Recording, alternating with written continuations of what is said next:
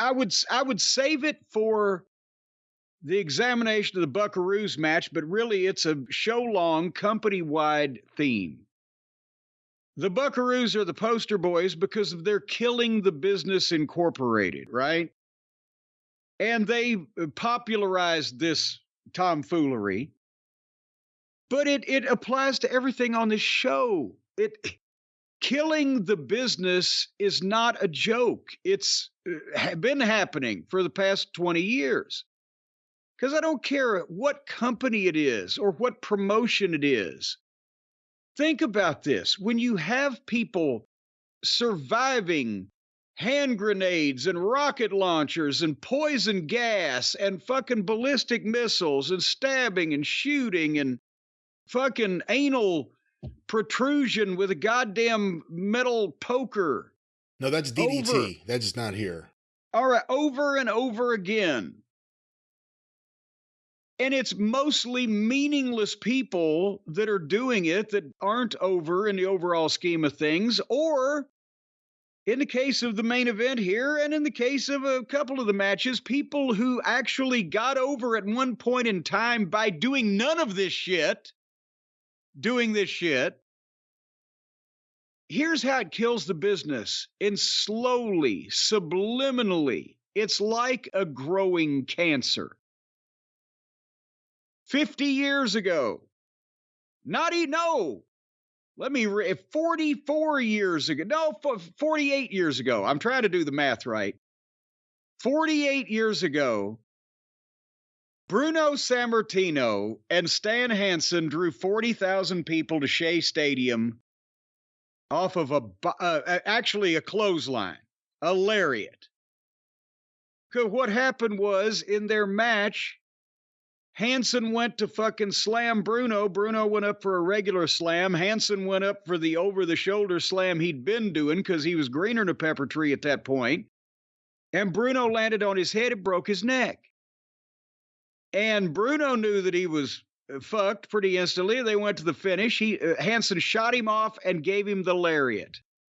And it was not one of the finer bumps ever taken off a lariat because, as I mentioned, Bruno already knew he's fucked up. Hansen told me himself, he said as soon as he went back to the locker room, he didn't really know anything. And Vince Sr. came in, and the first words out of his mouth were, "You hurt Bruno." And Hansen said his heart fell out of his asshole. But, I mean, those were fighting words in them days. The golden goose, right? But the people, because it was Bruno, they blamed the lariat, not a botched body slam. Because it was Bruno and they believed him because he was out of the ring for 2 months. Obviously, he didn't wrestle anywhere because he didn't wrestle anywhere. And they rushed him back to Shea Stadium for the fucking grudge match and they had pictures of him in the hospital. Stan Hansen broke Bruno's neck with a clothesline. They drew 40,000 people. And then Hansen had to leave the territory because old women were attacking him on the subway. "You hurt Bruno!" Oh, I don't think it was the old women that were the upset fans he was running from. Well, no, I mean, they had to get it. No, he was causing right. They had to get him out of there in the building. But I'm saying he had old women accosting him if he'd take the subway in New York or wherever the fuck. He just had to leave. But the point is, watch out for old women and anyone friends with Jilly Rizzo. There you go.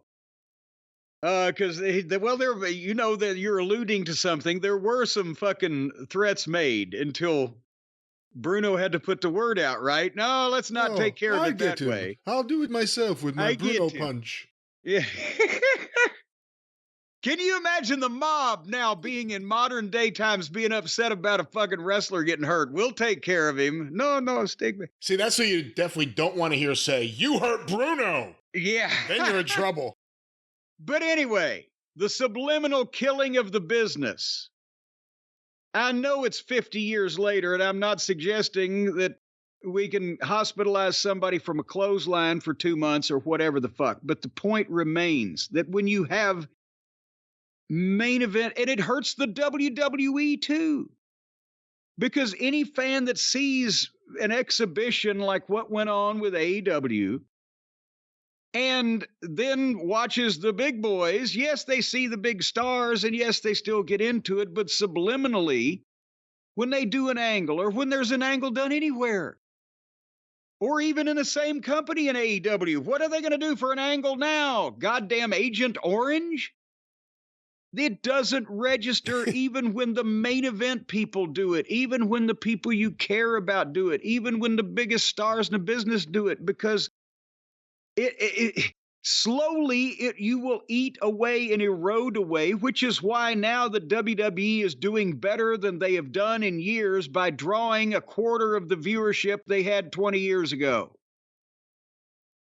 That is why AEW now considers themselves a rating success, because they are drawing somewhere a little over half of what TNA was doing on Spike 15 years ago. We're eroding the audience, because even if goddamn The Rock and Cody Rhodes do some horrible fucking super duper Spanish fly up the ass off the top rope, leading to a hospitalization angle, somebody's going to say, yeah, but that fucking guy on the other show was 180 pounds with rocks in his pockets. Well, he dove off a 15-foot ladder through goddamn 6 panes of glass into goddamn chairs on concrete. So he's still okay. Come to think of it, he finished the match. And I think that Orange Cassidy may be the masked Agent Orange. And there you go. Boy, he's noxious. We got that going for him. But that's what I'm saying. It's a slow, gradual numbing of the audience's mind and an erosion of anything you can do with main event talent for value of selling tickets and or drawing money or increasing interest, when you let every one of these jack-off juvenile delinquents go out there and masturbate themselves to their heart's content in their favorite fucking fantasy wrestling scenario. And that pretty much encapsulates this whole fucking show. So now we can go through it piece by piece. Oh, I thought that was the review. All right. Well, this is AEW Revolution from Greensboro, North Carolina. A sold-out crowd, 16,000 plus, approximately. To see one thing. All they had to get right, they had one job. Give Sting a retirement match and then give him a great send-off. And let all of it make the air.